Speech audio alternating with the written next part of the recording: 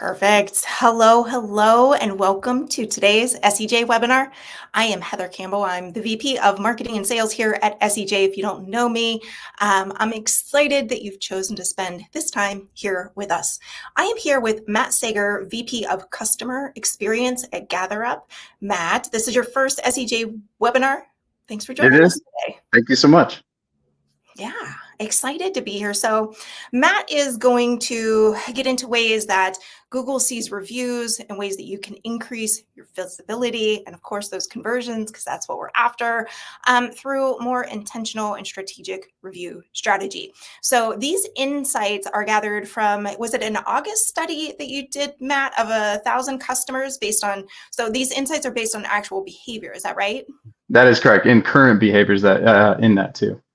Awesome. So I'm going to go through some, quick housekeeping. If you've been to an SEJ webinar, you know the drill. Use the chat. Let us know where you're coming in from. If you need closed captioning, it's the little CC in the top right of your screen. We're going to do Q&A at the end of the presentation. So if you have any questions for Matt, leave it in the Q&A tab. If you see a question that you like, you'll see a little thumbs up button. Give that an upvote. It just tells us maybe front load those if we can, that more of you are interested in them. We do have a quick survey at the end, lets us know how today's webinar went and gives you an opportunity to drop any topics that might be important to you. Lastly, you will receive today's recording and the slides. So watch your inbox for that. We got some little emojis at the bottom. So if Matt says something you like, give it a little high five, a little smile, a little heart, whatever you're feeling. And with that, I will be back at the Q&A. Matt, they're all yours.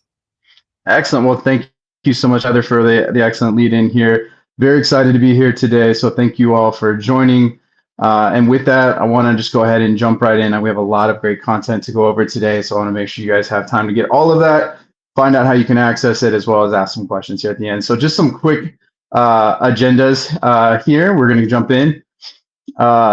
So thank you for joining the Beyond the Stars 2025. This is one of my favorite sessions every year. It's where we look at how consumers use reviews, how behavior is changing, and really what that means for your businesses or your clients going forward. And so here's some of the things that we're going to cover today. We'll discuss how people are finding local businesses today.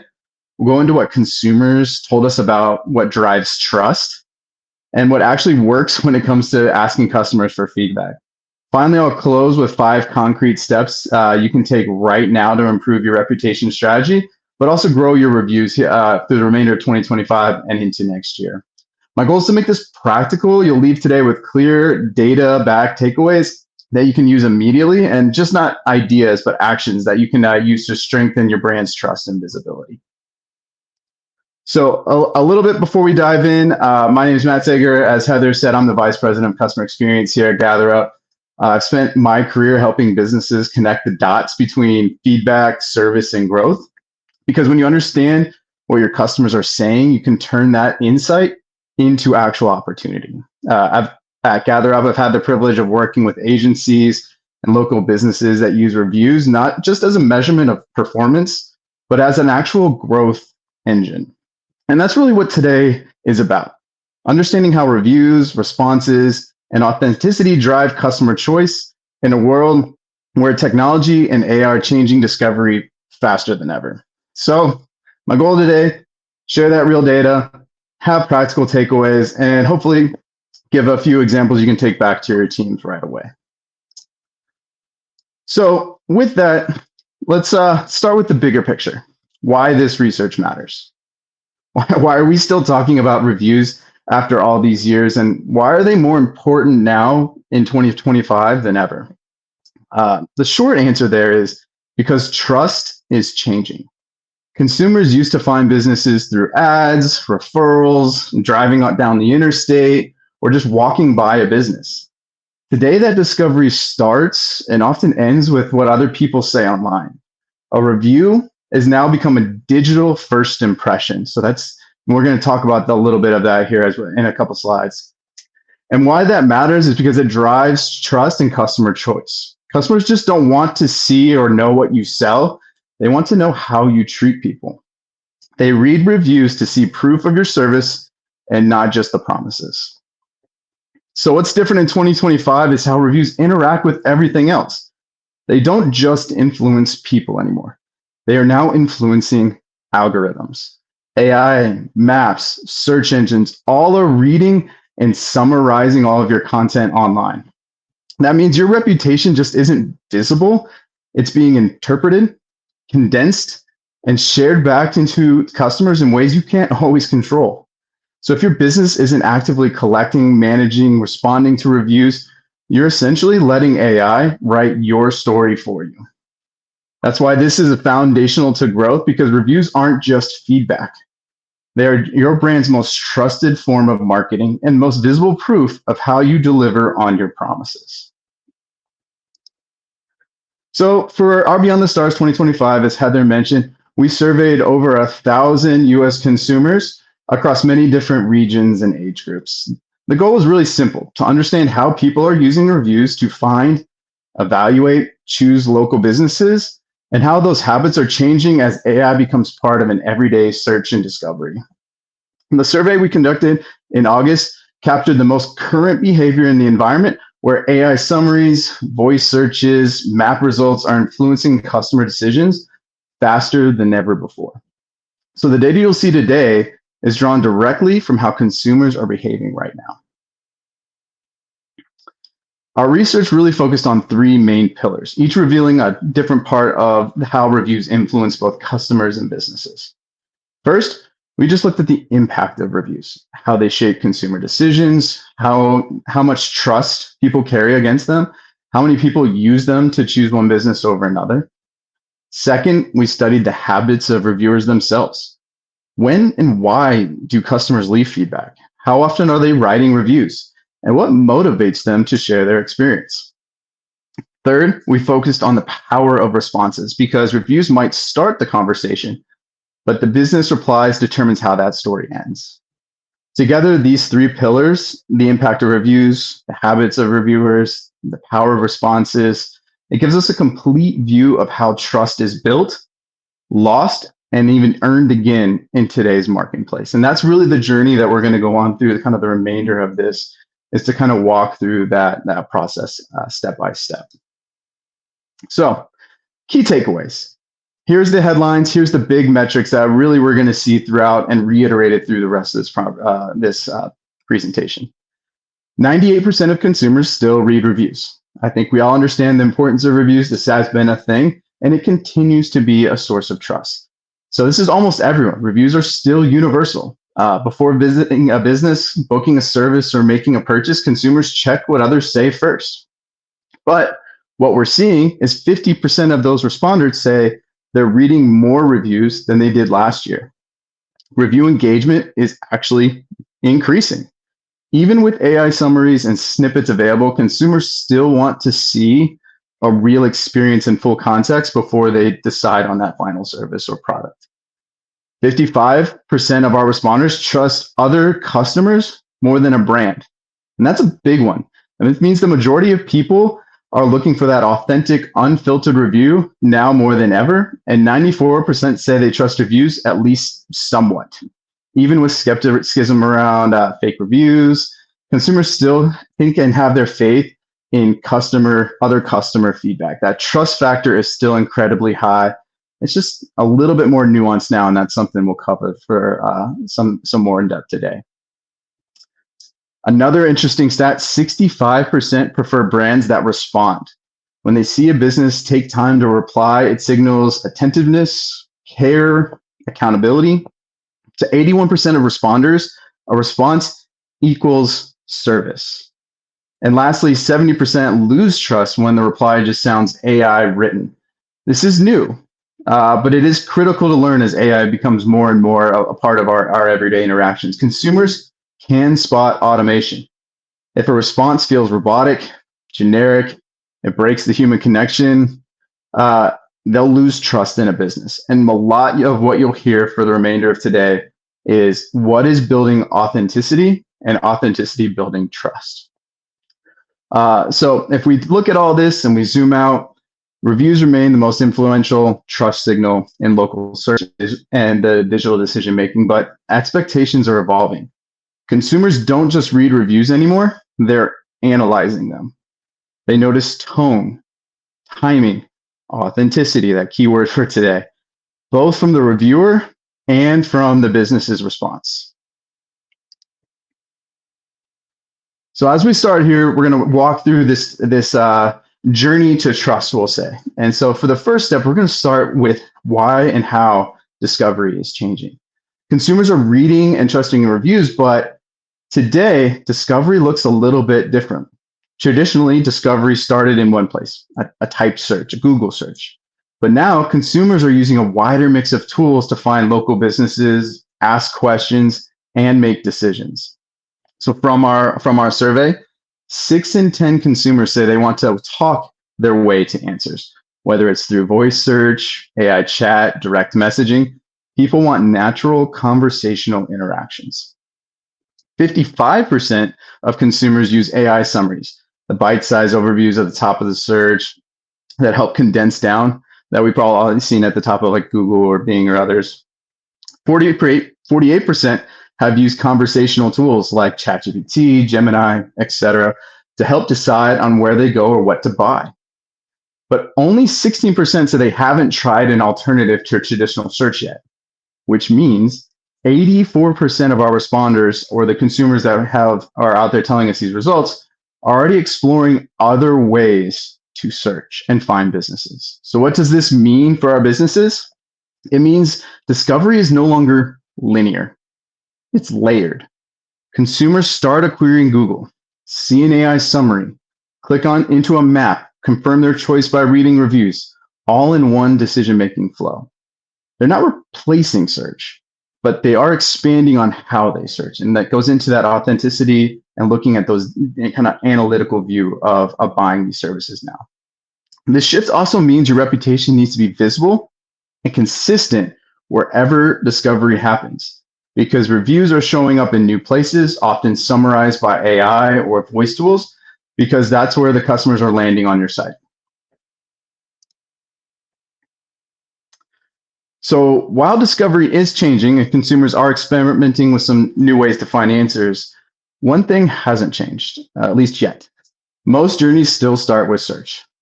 When asked these consumers where their search for local business begins, the results were pretty clear. 58% still start on a traditional search engine like Google or Bing. It's still that initial step of discovery. From there, though, other tools are coming into play. 14% begin directly on Maps. 11% start through voice assistants like Alexa or Siri. 8% are starting with AI tools, and just 1% begin their discovery on social media. So search still dominates the beginning of that journey, but now it's surrounded by a lot more options that branch off from that same starting point. The takeaway here for local businesses and agencies is that SEO isn't dead, it's just evolving. You still need to optimize for typed intent, those specific keywords, questions, but you also need to think about what comes after that search. The AI summary, the reviews, the responses that reinforce the trust. If you want to win at discovery, you'll need to win that reviewed layer that sits on top of those search results. And we were talking about typing as that beginning start. The typing is still the default behavior because it gives people control. They can phrase things precisely, skim results faster, refine their searches instantly. Even with the rise of voice assistants and generative AI, most consumers still prefer to type, especially when they're comparing local options or reading reviews. And this is important insight for local businesses because your review content, responses, listings, typed phrasing still give you that greatest visibility. Reviews play into this too.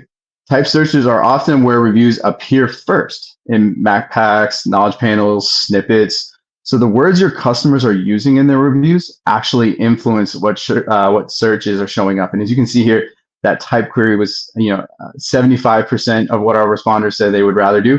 Only 10 were looking at voice. And so as we started getting into this AI world and some of the skepticism behind, we asked some questions around this. And so AI is clearly part of the toolkit now, but many consumers are still kind of testing the waters. 42% have never asked AI for a local business, and that's changing as people learn to use this tool day to day. I mean, these tools are still very new and our understanding capabilities of how to use them. But what's interesting from our responders is when they do use AI, most aren't validating what it shows them. 62% don't rigorously check the sources behind AI summaries. And this raises a big operational point. If your listings and profiles aren't consistent across the web, AI might be assembling a version of your business that you don't control. AI helps service options, but reviews still seal the decision. Your job is to keep your digital footprint consistent and your reviews fresh so AI and humans both see the same authentic story. Again, another +1 on being authentic. So while AI is changing how people search, one thing hasn't really changed. Nearly everyone still relies on reviews to make decisions, as seen here in our survey. Our data showed that 98% of consumers read reviews before making a purchase or visiting a business. That's essentially everyone. Reviews have become a universal part of the buying journey still today. And this habit is growing deeper. Half of the consumers say they're reading more reviews than they did last year. People aren't just glancing at a star rating anymore. They're analyzing tone, detail, and how businesses respond. And the reason why? Because reviews remain one of the last authentic trust signals in an increasingly AI-driven discovery world. They also influence pre- and post-sale trust, helping customers feel confident that if something goes wrong, a business will make it right. And as you look at the screen, is one of our last metrics we did last year, we did a similar question. 47% said they always would look at reviews. That's down to 39.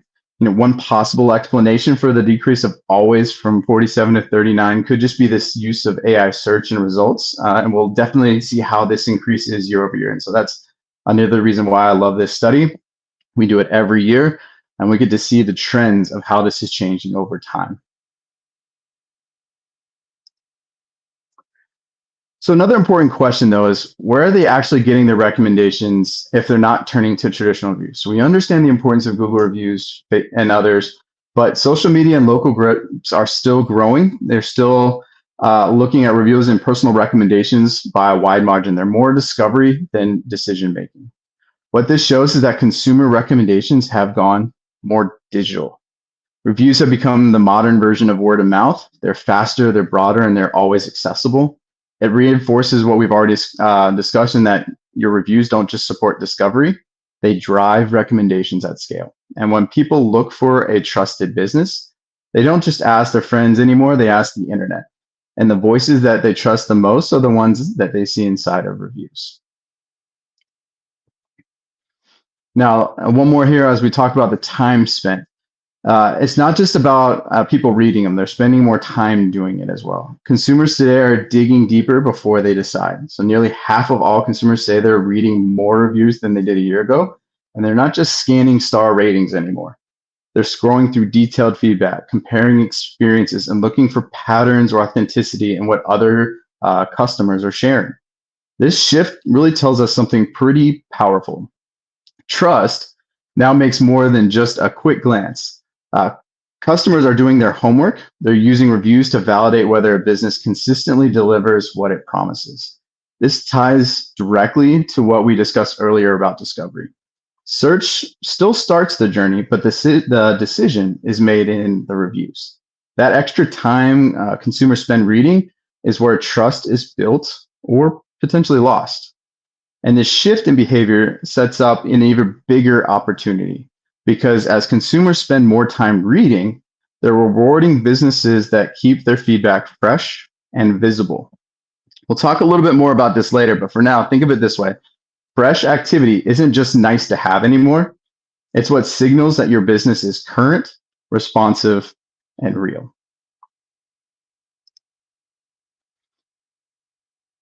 And the reason people spend more time is simple. They're just trying to decide who they can really trust. 94% of consumers say they trust reviews at least somewhat. That's nearly universal. Reviews have become and will continue to be one of the primary trust signals for local businesses. But this trust isn't really static or automatic anymore. It's earned and verified across multiple touch points. As AI and conversational search continues to grow, the way consumers encounter your reputation is changing. AI tools are now pulling review content and business data from everywhere to summarize your brand story for the customer. That means if your information isn't consistent across those sources, AI might end up be telling an incomplete version of your business. Consistency across the web includes things like names, hours, categories, services. These are now becoming fundamental building blocks for trust. So this 94% figure isn't about just believing reviews, it's about believing what's consistent across the internet.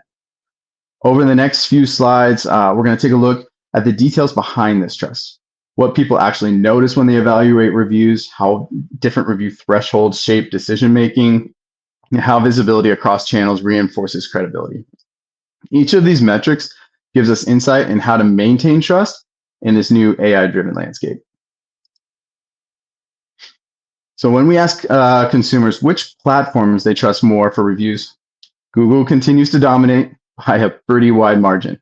It's the first stop for most people, not just because of habit, but because Google integrates reviews directly into the discovery experience, maps, search, and even the AI summaries.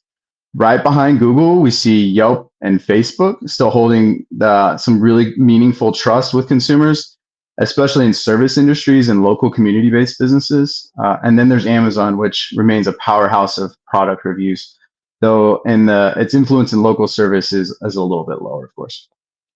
And now with AI pulling data from all of these platforms, that consistency we talked about becomes even more critical. If your reviews say one thing on Google and another somewhere else, AI and customers will notice. Inconsistency introduces doubt, and doubt costs conversions. So when we talk about managing your reputation, we're not just talking about Google. We're talking about the ecosystem of reviews. Each platform serves a different purpose, but together they'll tell one story about your business. The goal really here isn't necessarily to be everywhere, but it is to be consistent everywhere.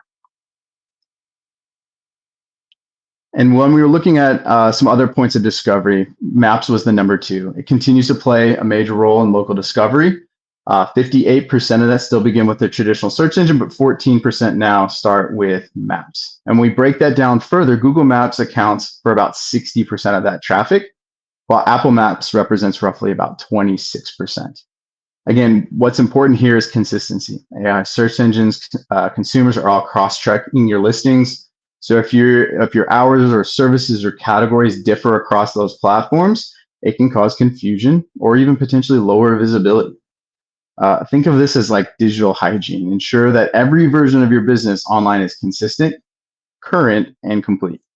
Maps are not just navigation tools. They're also discovery engines. If your information is incorrect there, you're just not missing directions. You could be missing customers. So on this journey, we've gone through to discovery, but what exactly are people looking for once they get to those reviews? So we asked some questions here about, what are they looking for? And the data here is pretty revealing. When customers land on a review profile, their top priority, recency. They want to see what's happening right now. Next, they're checking for low ratings and how businesses respond to them. People know that no company is perfect, but what matters is how you handle imperfection. Do you reply? Do you make it right? Is there a thoughtful response to help flip that perception? And of course, lastly here, average rating still plays a big role. So while Perfect 5.0 can start to look a little suspicious, falling below those 4 stars can quickly affect conversions. We're going to go into that a little bit deeper here in a minute. So what's interesting here is that consumers are pattern spotting. They're looking for signals of authenticity that helps them build confidence and trust. Recency, responsiveness, rating, those are the 3 R's of trust. Keep your reviews fresh, reply thoughtfully, and protect that average rating. And through those things, you can drive further purchase intent. So let's go through those a little bit further in depth. When we ask consumers how star ratings influence their decision, 93% said they require at least a 3-star rating before they even consider a business. That's really like the baseline of credibility here. But if you're looking to compete, you really need to be in that 4 to 5 star range. That's where the majority of purchase decisions are made and where trust is like cemented. Anything below 4 stars, it signals uncertainty, not necessarily failure, but a lack of consistency that makes people hesitate. In a world where every click counts, hesitation can cost you a lead. What's important to remember here is that consumers aren't expecting perfection. In fact, too many flawless 5 star reviews can sometimes feel not authentic at all. What they're looking for is a credible average supported by authentic responses and recent engagement.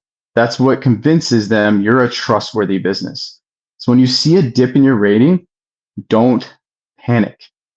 See it as an opportunity to strengthen your response strategy, address those trends, and demonstrate care. The way you manage reviews below 5 stars can actually drive more loyalty than the perfect ones. We're going to deep dive into that a little bit more here in a few minutes. Ratings matter, but credibility matters more. A steady stream of honest 4 and 5 star reviews with consistent human responses is far more powerful. When we ask consumers about reviews when they come into play in their buying decisions, nearly 43% said they start with reviews right away. So before they look at a website, before they call the business, before they start comparing prices, they're scanning reviews to answer 2 key questions. Can I trust the product or service? And can I trust the company behind it? Reviews are no longer the last step in evaluating of a choice. They're a first filter in deciding who even makes that short list. This means your reputation is influencing leads before you can even make that first pitch. And when we dive into reviews, what are we looking for? They're not just skimming those star counts. They're really reading for those authenticity signals. Again, another +1 to authenticity. 60% of responders were looking for detailed text, descriptions of real experiences at the end of the day. Photos, names help validate that review, and a consistency in tone, a mix of praise and constructive feedback that feels believable. But we also heard some red flags. Consumers are highly sensitive to anything that can feel fake. If reviews seem AI written, overly generic, or repetitive, they start to doubt. This reinforces a key theme from this year, which is authenticity builds trust. The content and tone of your reviews, not just the score, determine how much trust you earn. It also means that encouraging detailed, story-driven reviews is more valuable than collecting just a big pile of 5-star blank reviews.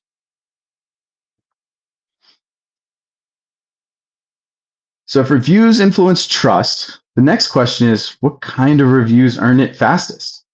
So from our survey, consumers told us the most important factor when reading reviews was recency. 24% of them want to see reviews less than a week old, and 30% want to see reviews less than a month old, which means over half of consumers are judging your credibility of you or your business by what's happened in the last 30 days. They're also scanning for those authenticity markers, names, details, tone, photos, anything that looks thin, AI generated, introduces skepticism. Consumers are a lot savvier now than ever, and they can spot automation pretty quickly.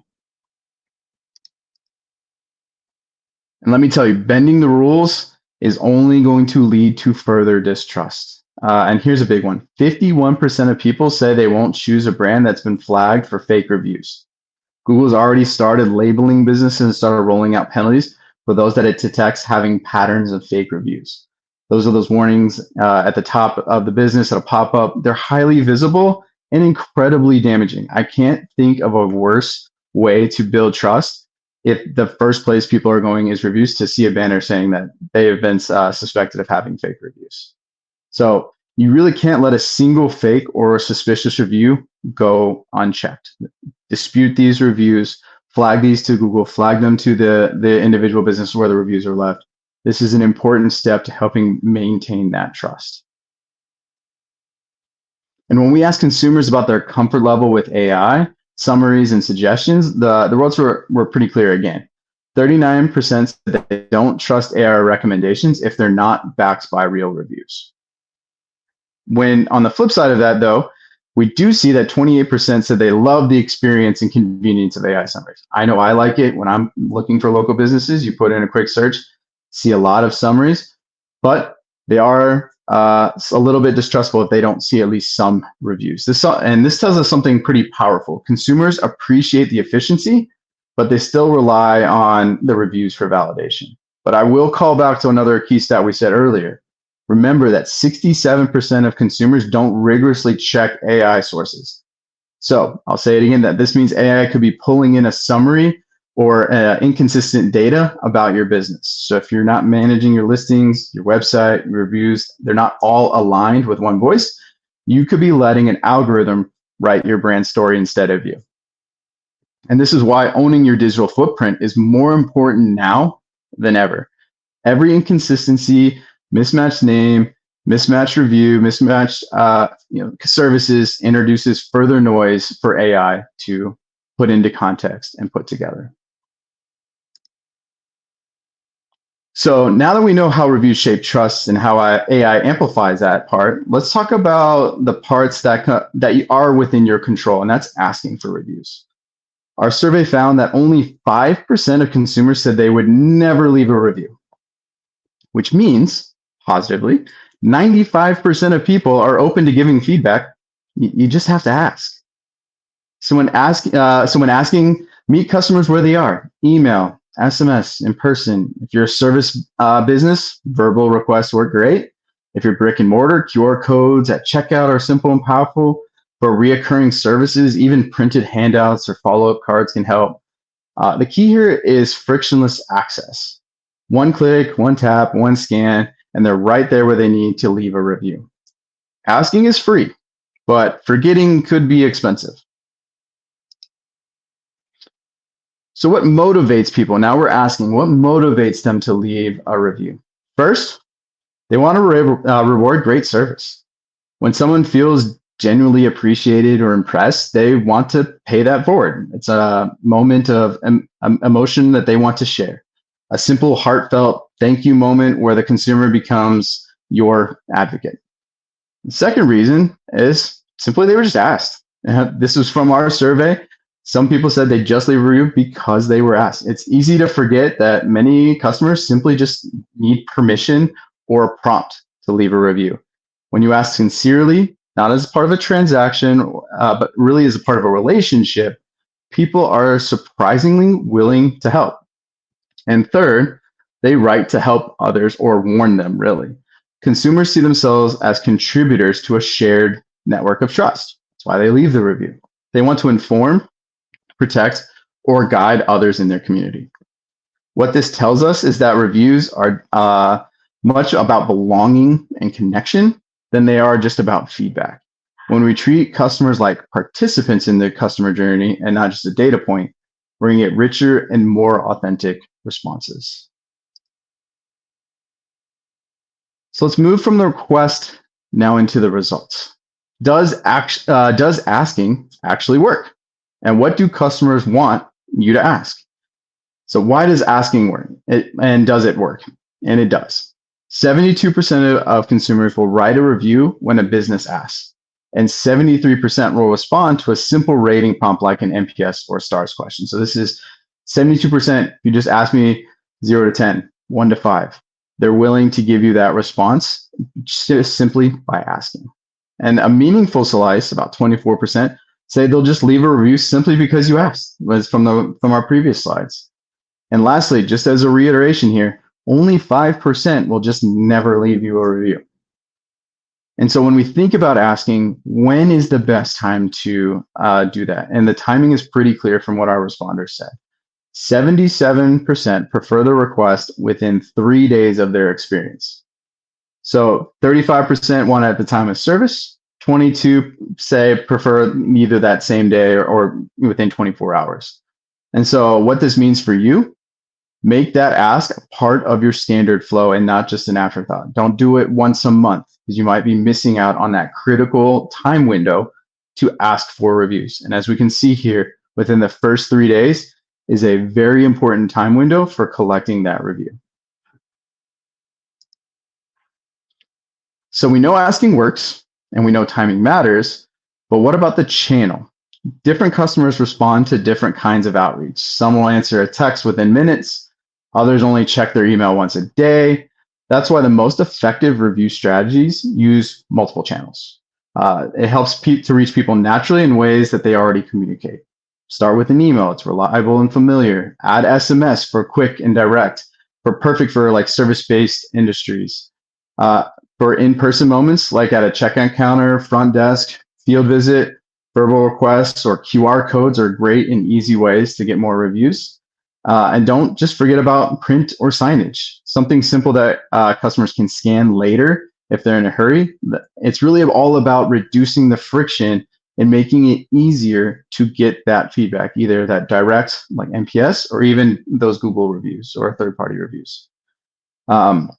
Really, again, all of this isn't in an effort to overwhelm customers with choices. It's about making it easy to leave a review effortlessly, wherever you are and however you prefer to engage. When you show up across multiple channels consistently, you multiply your chances of collecting authentic feedback without sounding pushy. But here's the reality. Most people still won't forget the first time. Most people will forget that first time, not because they want to, but really just because they forget. This is where reminders come in. Reminders aren't pressure. They're just a friendly nudge that says, hey, we'd still love to hear how we did. Think of them as part of the customer experience, that when they're done right, reminders feel helpful, respectful, personal, and start thinking with timing, a gentle follow-up within a day or two of the initial ask. If your customers have recurring visits, maybe potentially space those out to once a month, once a quarter. Mix up the channels. If you ask first by email, maybe try an SMS or text reminder. If you asked in person, follow up digitally. Keep the tone simple, friendly, brief, and authentic. We love your feedback. It helps us improve and keeps our team motivated. When reminders are part of your process, you capture honest and timely feedback you'd otherwise lose. And our data shows that how you respond to those reviews directly impacts whether someone chooses your business. In fact, 65% of consumers say they're more likely to choose a business that responds to reviews. And 81% say that seeing responses is a sign of good service. That means your replies are no longer just courtesy, they're conversation drivers. Every response you write is a public proof point of how your business treats people. When someone's searching where to spend their money, they're not just reading the stars, they're reading the tone. They want to see empathy, accountability, gratitude. A simple thank you for a positive review makes a customer feel valued. A thoughtful response to a negative review shows professionalism and integrity, and both build confidence in the next potential buyer. So think of your review responses as your frontline customer experience. You're not just replying to the person who wrote the review, you're speaking to everyone else who will read it later. And in many cases, that's hundreds or thousands of people making decisions based on how you've handled feedback. Responses aren't just reactive anymore. They're reputation marketing. Each one reinforces your brand's voice, your values, and your commitment to service. And how you respond is just as important as the fact that you do. There are really two kinds of review moments, the thank you moment and the make it right moment, and both deserve intention. Responding to the positives with when you get a positive review, it's tempting just to say, all right, great, and move on. But it might be a missed opportunity. 73% are looking for a short, sincere thank you used to kind of reinforce and use this as a time to reinforce the service, the product, the team members. Use their name if it's visible. Personalize the reply. Keep conversations warm and human and authentic. It tells future customers that you notice and appreciate your clients and not just the complaints. But now let's talk about the tough one, negative reviews. This is where you can really, truly stand out, though. A calm, empathetic response can completely change perception. The goal is not here to play defense. It's actually to acknowledge and act quickly. 72% expect a response, and 58 expect a response within 3 days. Remember, a lot of times people will leave a negative review to warn others, especially if they don't think they'll get a response. Show you are responsive, and you will still likely get a negative feedback, but it may come directly instead of posted online. And so what goes into those responses for a negative feedback? Number one, from our survey, an offer to make it right. 66% of responders said that. Generic replies just don't work. We're sorry you had a bad experience might check the box, but it doesn't build trust. Consumers want to see that you've read their review and understand what went wrong. Reference what they shared without repetitive private details, just so you've listened and take it seriously. Number two thing they're looking for, a real apology. A sincere "I'm sorry, we missed the mark," or "I understand how it felt," humanizes your business and diffuses the tension immediately. Can't argue with someone's experience, but you can help validate it. Number three, a direct contact. Invite that reviewer to connect with you personally to resolve it. Please reach out to me directly at XInfo so we can make this right. That does two things. It helps protect privacy, but it also shows the public that you're committed to resolution and not just words. And the fourth thing they looked for was the fix. Always include the action where possible, what you're doing to prevent it from happening again. This "we fixed it" moment closes the loop and turns a negative review into proof of accountability. So responding to negative reviews isn't, again, about defending your business. It's about demonstrating values, and that's what today's consumers expect and reward. And why does this really matter? What's the reward for you? Our study found that 69% of consumers will give a business a second chance if their issue is handled well, and 48% will actually update their review after seeing their business make it right. This is huge because it means every bad review has the potential to become a public turnaround story, one that not only wins back a customer, but shows everyone else that you care enough to fix the problem. When you respond with empathy and accountability, you're doing two powerful things at once. You're bringing a customer back, turning a one-time critic into a repeat buyer, and you're preventing dozens or hundreds or thousands of future customers from being scared away by that same review. That's a double win. You're recovering lost revenue and protecting future business, all with one thoughtful reply. And this is a moment to remember, reviews aren't just feedback. They are growth drivers. Your replies don't live in the customer service silo. They live in search results, on maps, in AI summaries, in social feeds. They're influencing decisions before your ads ever have a chance to. That's why review management isn't optional anymore. It's one of the most visible and high impact parts of your brand strategy. So when you think about the time you spend responding to reviews, and even the tough ones, realize that you're not just repairing relationships. You're actively driving business growth, protecting your reputation equally, and building trust that multiplies over time. But what happens if we don't respond? What is the cost of staying silent? Let's be clear. Silence is a response, but it's just the wrong one.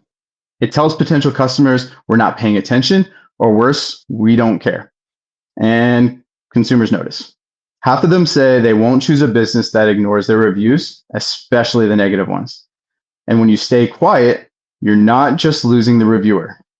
You're losing every future customer who reads that comment and assumes they'll treat them the same way. The cost of silence is lost trust, and lost trust is lost business. Responding is easy, and silence is expensive. Great responses can win customers back and drive real business growth, but not all responses build trust. To reiterate, unintentionally, or it could undermine it, really. Consumers today are paying attention not just to if you respond, but how you respond. A reply can either strengthen your credibility or slowly erode it away. Over 70% of consumers say they lose trust if a response sounds like it was written by AI. People can spot automation instantly. Stiff phrasing, vague empathy, repeated language. Even if AI helps you draft responses, make sure the final message sounds human, personal, and specific.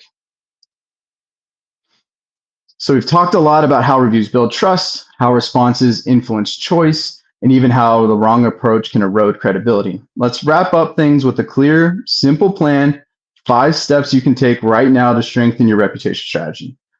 These 5 steps are how you move from reactive review management to proactive reputation growth. Each one connects directly to what consumers told us they expect and what actually drives business.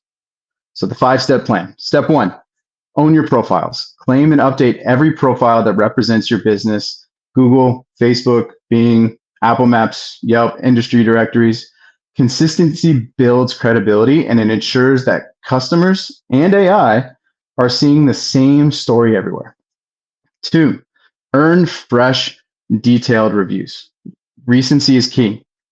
Encourage customers to share their experiences often and in detail. A steady stream of authentic, specific reviews signals reliability and keeps your business top of mind, both with people and with algorithms. Step 3, ask and remind. Make asking for reviews part of your process, not an afterthought. Use email, SMS, in-person requests, and even printed QR codes to make this easy. And if they don't respond right away, a friendly reminder helps close that loop. It's not pressure, it's partnership. Step 4, respond like a human and fast. Your responses are your reputation in motion. Be prompt, be personal, be empathetic.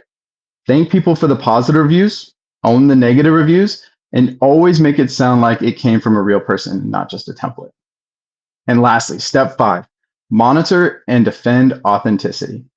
Keep an eye on your profiles to catch fake reviews or spam before they damage trust. Authenticity isn't just a value, it's a ranking factor and a conversion signal. Protect it like it's part of your brand assets, because it is. When you do these 5 things consistently, your reviews stop just being a rating. They become the most powerful marketing channel. You'll earn trust faster, rank higher, and close more customers, all by showing up authentically and consistently. Reputation is no longer a byproduct of good service. It is the service. This is the framework that moves you and your business beyond the stars. So that brings us to the close of the findings for today, a look into how consumers are thinking, searching, trusting differently in 2025. This study has a comprehensive look at how reviews shape the modern customer journey, from discovery to trust to the decision to engage. We've seen how authenticity, recency, and visibility drive trust, how responses create connection, and how AI is reshaping the entire landscape of discovery. But what we've shared today is just a snapshot, a high-level overview of the incredible depth of our data set. You can download the full research report using the QR code on the screen. So I want to thank you for spending time with us today and for your engagement throughout. Whether you're already a GatherUp customer or exploring what we do, we'd love to help you apply these findings to build trust faster, create more consistent visibility, and drive measurable growth through reputation. And as we move into 2026, one thing is clear. The businesses that win will be going beyond the stars and managing the story behind them. Consistency, authenticity, and proactive engagement are what separate trusted brands from the rest. So again, use the QR code to access the full report here. We'll be sending out the slides. We'll have the recording here, so feel free to use that. Please reach out if you'd like to talk more about how we can help build, manage, and defend your reputation online. That's great stuff, Matt. Thank you very much. So I did drop in the chat. I dropped in the link, for those that are on your desktop, and you can't exactly take a picture of a QR code on your desktop. So if you want that, that's a little easier for you. It's in there. Let's get to some of the questions because we got some good ones.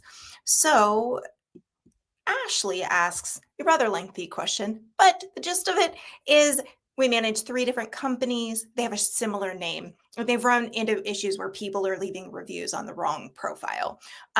We've tried expanding the descriptions, adding posts. So is there anything else that they can do to help Google and customers tell the profiles apart? That is a great question. And it goes down to human behavior.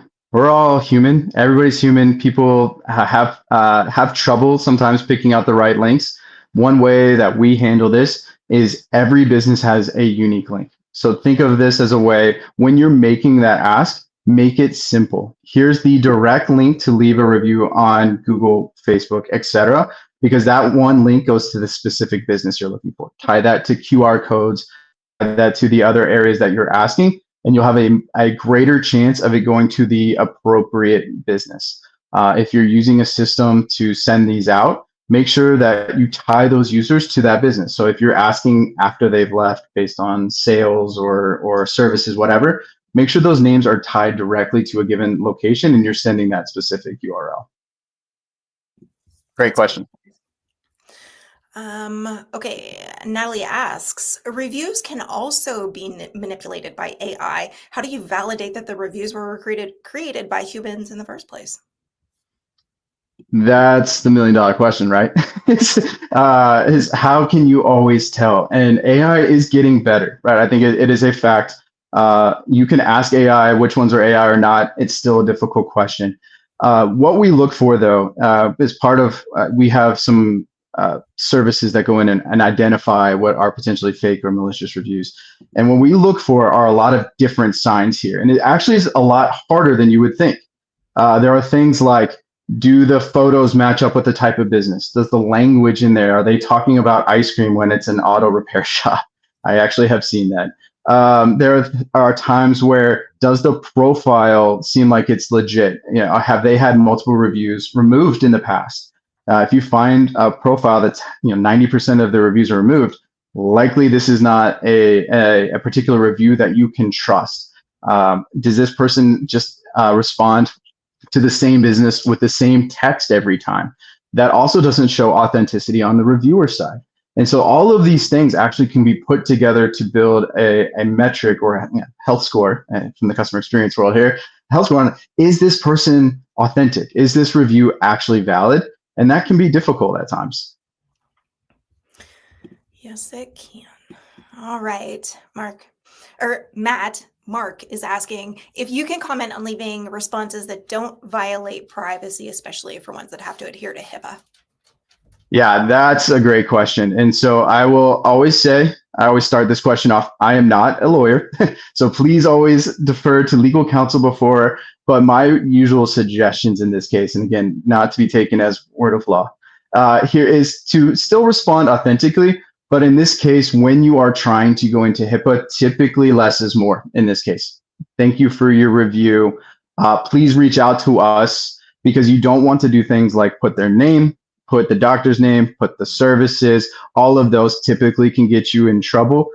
So in these cases, this is a little bit different than what I may have said in my presentation for some of these other service area type businesses. But in these cases, less is more. And defer more to reaching out to the business. Please contact us here. But telling thank you for joining or thank you for coming in, I'd even stay away. It's just thank you for your review is a lot of the ways that I would suggest. But again, I will close this out by I'm not a lawyer. Please please always defer to legal authorities on that case as well. Yeah, for sure. All right, we got a few questions from Sita, but this is, I think, one of the ones that we'll take. So you talked about negative reviews and how to respond to them, but is it a good practice to ask customers to delete their review once their issues are solved? I knew that would be your answer, but tell us why. No, don't delete it. You've already got them to respond. One of the hardest things we have and why we ask so frequently is to get a review. They've already done the hard work and put something online. Now it's on us to help them transition. Respond, make it right, because what we see is people will update their review and then you can update your response. And all of those become opportunities for others to see your great service. So no, don't delete. Get them to help update. Ask them to update their review online after you help make it right. Awesome. Hello, AR. Welcome to today's SEJ webinar. We see AR in a couple of these, so it's always nice asking great questions. So AR asks, for how many reviews until you get cited? So, this is always those magic SEO questions. It all depends, but is there a magic number? From everything I've asked around in my conversations, it's Google being Google. They hide their algorithm. You may get cited because we've seen that when you're in the listings realm where you have to do revalidation and things. I don't have that number. I don't. If someone does find it out, I would love to learn what that number is. And I don't necessarily know if that's the case because there are different types of businesses. Google has large. My assumption is it's probably at some point a percentage is just something that I would go off of feeling. There's somebody with 3,000 reviews that has 100 bad, not as high. But if you have 300 reviews and 100 are bad, that is a much, a much worse signal to your consumers for what that is. So I wish I could tell you if it's 100, 200, 10%, 5%. I don't know, but what I can say is Google is taking down reviews. Google is identifying. They go through and bring down a couple times a year all those positive reviews. That's when our customers reach out to us saying, "Why did you remove my reviews?" And it's like, I didn't. Google or the end person just no longer is on Google anymore. So those are those types of conversations. This is a fantastic question that I hope we can get some insight into, but I don't have that right now.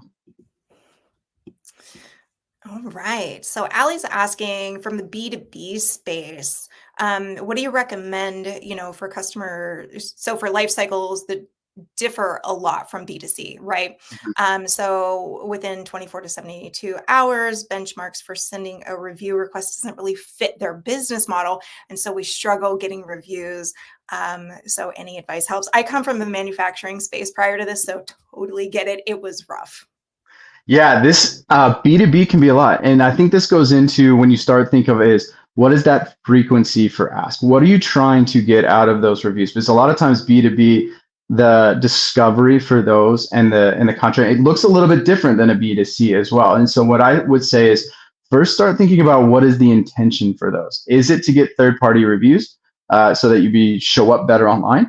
Or are you looking for feedback to get better? And so there are times there where instead of pushing for a Google or Facebook, hey, I have a survey, I have a NPS question, I'm helping trying to improve this process, and think about how often you're asking those things. Because in a B2B, a lot of times, even in a SaaS world, and you're working with customers, we see them every day. We can talk to them every day. We're not going to be asking them every single day because they're repeat customers. Maybe these are ones that we want to do every 6 months, every year, or once a year we ask for this and we do it all at once. So think about the timing, especially in a B2B, and put all that together into your initiatives. Because if you can use that feedback to enhance operations, enhance certain features that might be not going so well, that might be a greater impact to a B2B than it is necessary for a B2C type of business.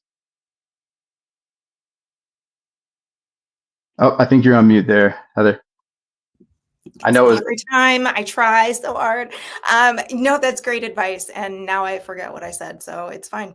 I think we've got time for one more question. And I know the answer to this, but Peter is asking, do business profile pages play a role in search? And so maybe we can talk about how much they need to build them out and like the importance of what should be on those profiles. Yeah, it absolutely does. And it really starts helping in contextual search like AI search. I actually did just some playing around the other day where I was looking for a local pizza place. And I even asked AI, how could I change my prompt to get different responses? And it said, I'm looking for authentic. I'm looking for expensive. I'm looking for vegan, right? All of those things changes how AI search results come back. And so thinking through that, what that's looking at is for the reviews. It's looking for your business profile pages. So things to be building out. You have categories. Categories important, obviously, in a business profile, but also things like services. Fill that out. Show exactly what type of services if you don't offer it anymore, take it off. If you are offering something new, probably should be adding it on. They are very important because they show consistency. But in addition, as we've seen, Google isn't just the only place that you need to have. There are many other directories out there that people find you from, and you may not even know it. They need to be consistent. AI is looking for consistency across all of them. Absolutely. Love consistency in a marketing plan. All right. Well, with that, we're out of time. So I'm going to throw the QR code back up here so you all can grab the research.